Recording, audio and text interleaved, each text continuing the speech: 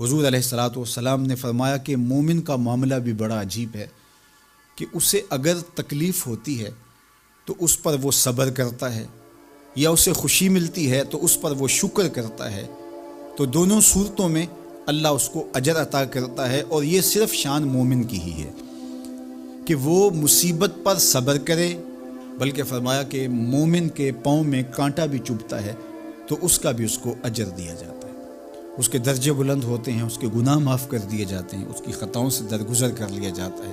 لیکن یہ مشروط ہے اس تکلیف کو صبر کے ساتھ برداشت کرنے سے۔ اگر وہ واویلا کرتا ہے، ناشکری کے کلمات کہتا ہے، تو تکلیف تو ختم نہیں ہوتی لیکن اجر زائل کر دیا جاتا ہے۔ تو اس لیے ہمیں ہر صورت کے اندر صبر کے دامن کو مضبوطی سے تھامنے کی تلقین کی گئی ہے، اور اہل ایمان کو یہ بھی سبق دیا گیا کہ جب انہیں کوئی بھی مصیبت پہنچتی ہے تو وہ کہتے ہیں انا للہ و انا الیہ راجعون، کہ ہم اسی کے ہیں اور اسی کے حضور پلٹ کے جانا ہے۔ تو یہ وہ امر ہے کہ جو ان کی طبیعت کے اندر ٹھہراؤ پیدا کرتا ہے اور ان کی زندگیوں کے اندر اللہ تعالیٰ جل شانہ پر جو یقین ہے اس کا پتہ دیتا ہے۔ اگر مصیبت کو اللہ کی طرف سے سمجھ کے مان کے صبر کیا جائے، اس کو مقدور سمجھا جائے، اس پر واویلا نہ کیا جائے، اللہ کی نافرمانی کا کوئی کلمہ نہ بولا جائے، اپنے عقیدے میں تزلزل نہ آنے دیا جائے، اپنے رویوں کی خوبصورتی کو زائل نہ ہونے دیا جائے، تو اس کا مطلب ہے کہ وہ شخص مومن ہے، اس کا یقین ہے کہ یہ اللہ کی طرف سے ہے۔ تو پھر اس کے یقین کے صلے کے اندر اللہ اس کو پھر ہدایت قلب کا چراغاں نصیب کرتا ہے۔ اور فرمایا واللہ بکل شیء علیم، اور اللہ ہر شے کو جاننے والا ہے، اسے پتہ ہے کہ کسی پر مصیبت نازل کیوں کرنی ہے، اور اس مصیبت سے اس کا امتحان لینا مقصود ہے، اس کے درجوں کو بلند کرنا مقصود ہے، اس کے گناہوں کو معاف کرنا مقصود ہے، اس کو کسی آزمائش میں ڈال کر کے اس کو مزید کندن بنانا مقصود ہے، یا اس کا کیا مقصود ہے، اس کو سزا دینا مقصود ہے، یہ اسے پتہ ہے۔ تمہارا رب تمہاری طرف آنے والی جو تکلیفیں ہیں ان کے اندر ہزارہا پنہا حکمتوں سے واقف ہے۔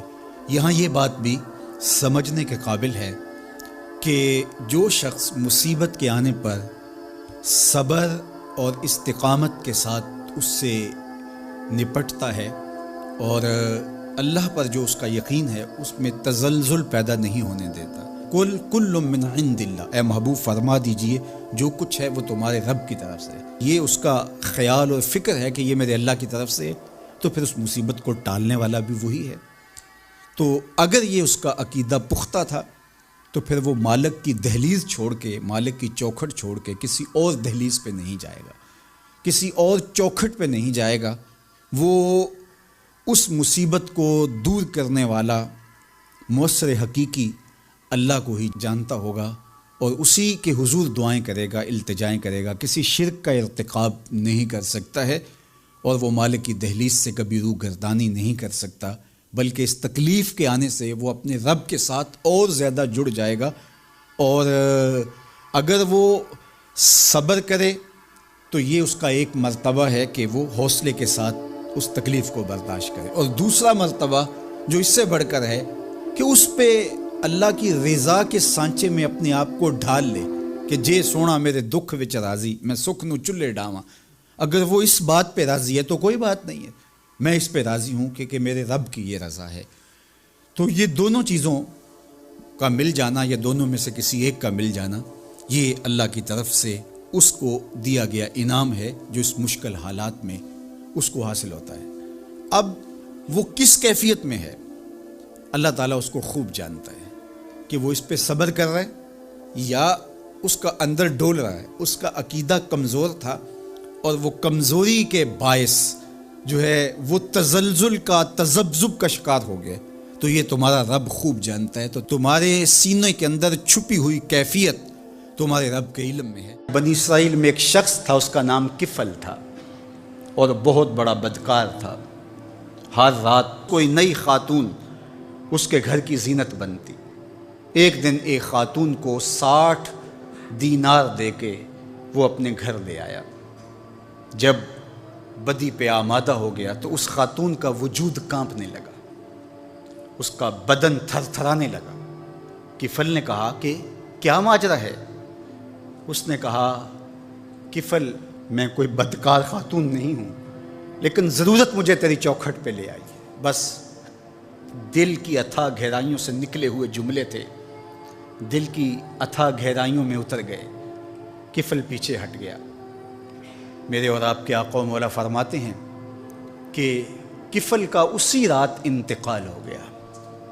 لوگ جب صبح گئے تو کفل کے دروازے پہ لکھا ہوا تھا ان اللہ قد غفر لکفل، اللہ نے کفل کو معاف کر دیا، اللہ نے اس کی بخشش اور مغفرت فرما دی۔ گناہ کو ترک کرنے والا، ارادے سے باز آ جانے والا اللہ کو کتنا محبوب ہوتا ہے۔ میرے اور آپ کے آقا و مولا نے فرمایا وَرَجُلٌ دَعَتْهُ امْرَةٌ ذَاتُ مَنْصِبٍ وَجَمَالٍ فَقَالَ إِنِّي أَخَافُ اللَّهَ، وہ شخص جس کو کسی خاتون نے دعوت گناہ دی، یا خاتون ہے اس کو مرد نے دعوت گناہ دی، اور اس نے کیا کہا انی اخاف اللہ، میں اللہ سے ڈرتا ہوں، یا خاتون نے کہا میں اللہ سے ڈرتی ہوں۔ تو میرے اور آپ کے آقا و مولا فرماتے ہیں قیامت کے دن جب کوئی سایہ نہیں ہوگا، اللہ اس کو اپنے عرش کا ٹھنڈا سایہ عطا فرمائے گا۔ کتنی بڑی بات ہے، حشر کے دن اللہ کی رحمتوں کے سائبان تلے ہوگا۔ یا ایھا الذین آمنوا اتقوا اللہ، اے ایمان والو اللہ سے ڈر جاؤ۔ وَلْتَنْظُرْ نَفْسٌ مَّا قَدَّمَتْ لِغَدٍ، اور ہر جان یہ دیکھے اس نے آنے والے کل کے لیے آگے کیا بھیجا ہے۔ حضور علیہ السلام نے ارشاد فرمایا، حضرت ابو ہریرہ رضی اللہ تعالیٰ عنہ سے مروی ہے کہ جب کوئی شخص فوت ہوتا ہے تو لوگ کہتے ہیں اس نے پیچھے کیا چھوڑا، فرشتے کہتے ہیں اس نے آگے کیا بھیجا۔ لوگ تو حساب کرتے ہیں نا، کتنی فیکٹریاں چھوڑی، کتنا بینک بیلنس، کتنی جائیداد، کتنے مربع، کتنی زمینیں، لیکن فرشتے کہتے ہیں اس نے آگے کیا بھیجا۔ حضرت سیدنا عمر رضی اللہ تعالیٰ عنہ بولے حاسبوا قبل ان تحاسبوا وزنوا قبل ان توزنوا، اپنا حساب کرو اس سے قبل کہ تمہارا حساب کیا جائے، اپنے اعمال خود تول لو، کہیں میزان پہ جا کے پریشانی نہ ہو۔ عمرے سے حج سے جب واپس آتے ہیں تو جب آخری دن ہوتا ہے تو ہر بندہ اپنا سامان تول رہا ہوتا ہے، کیوں میاں ایئرپورٹ پہ پریشانی نہ ہو، حالانکہ اگر 2 3 4 کلو بڑھ بھی گیا تو وہ ویسے بھی گزرنے دیتے ہیں، یا چند ریال دیں گے تو آپ گزر جائیں گے، لیکن اس کے باوجود چند لمحوں کی پریشانی سے بچنے کے لیے بار بار اپنا سامان توڑ رہے ہوتے ہیں کہ وہاں جا کے پریشانی نہ ہو۔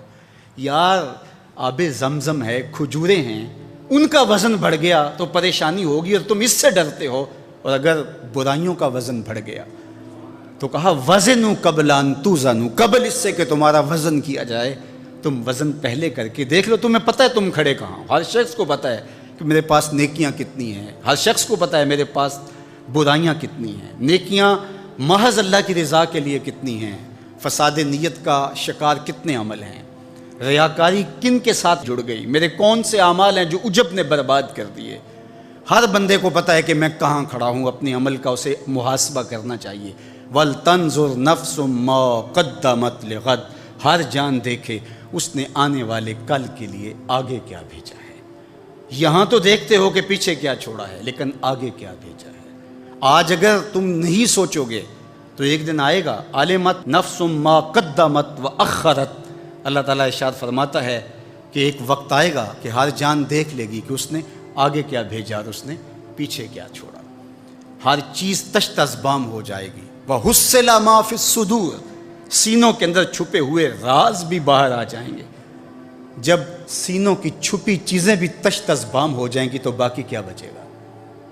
تو کتنا سخت دن ہوگا۔ تو اس دن کی آج تیاری کرنا ہوگی۔ ہمیں بتایا گیا ہے دنیا دارالعمل ہے، جہاں جو کرو گے کل قیامت کے دن اس کی جزا یا اس کی سزا تمہیں دیکھنا ہوگی۔ اور قیامت کے دن جب نامہ اعمال ہاتھ میں دیا جائے گا بندہ حیرت زدہ ہوگا، آنکھیں پھٹی کی پھٹی رہ جائے گی۔